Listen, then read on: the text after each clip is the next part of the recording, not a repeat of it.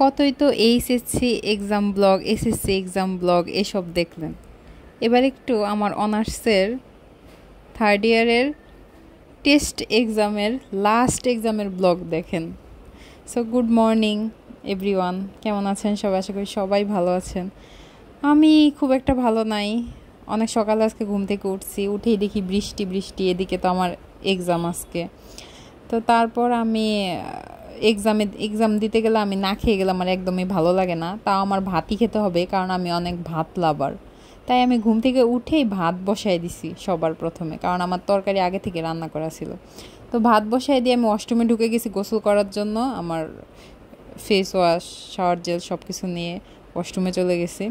তো আমি এই যে ব্রাশ করে নিচ্ছিলাম, ব্রাশ করে গোসল করে একবারে বের হব, আর ওই পর্যন্ত আমার ভাতও রান্না হয়ে যাবে। বের হয়ে খেয়ে দিয়ে তারপর আমি রেডি হয়ে যাব। তো এখানে আমি নিজে নিজে কী যে বলতেছিলাম এখন তো আমার সেটা মনে নাই। এই যে আমি ব্রাশ করে নিচ্ছি, ব্রাশ করে নিয়ে আমি খাবার দাবার সব কিছু খাইছি, কিন্তু আমি ওগুলো কিছু ব্লক করতে পারিনি, কারণ আমার এত বিরক্ত লাগতেছিল। তারপর হচ্ছে আমি বাসে উঠে গেলাম। বাসে ওঠার পরও এত জ্যামের কারণে আমি প্রত্যেক দিন লেট হই, আজকেও লেট। এই যে এখন আমি এক্সাম দিয়ে বের হয়ে গেছি, কারণ তখন আমি ঢুকে আর টাইম পাইনি ফোন বের করার। আমার খুবই পেতা লাগতেছিল। পেতা লাগার কারণে আমি হচ্ছে তখন ফোন বের করিনি। এক্সাম শেষ করে বের হয়ে তারপরে একটু ভিডিও করতেছি। আমি এখন এগুলোই বলতেছিলাম, বাট নয়েজ আসতেছে বলে আমি এগুলো কেটে দিছি। তো এই যে আমি আমার বান্ধবীর জন্য ওয়েট করতেছিলাম, কারণ আমি অনেক আগে বের হয়ে গেছি। তো তাই আমি আমাদের চারতলা থেকে একটু নিচে ভিডিও করতেছিলাম। তো আজকেও অনেক ক্লাউডি ওয়েদার ছিল, কিন্তু এত গরম ছিল।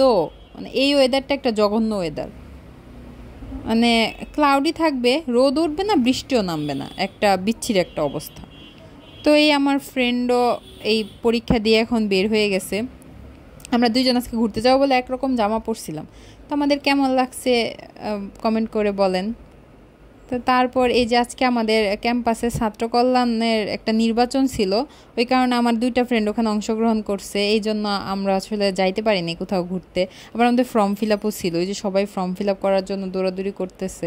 আমি করে ফেলছি, জমা দিয়ে দিব। তারপর আমি বাসের জন্য অনেকক্ষণ দাঁড়াইছিলাম, বাস পাই না পরে আমি একটু পানিপুরি খেয়ে নিছি।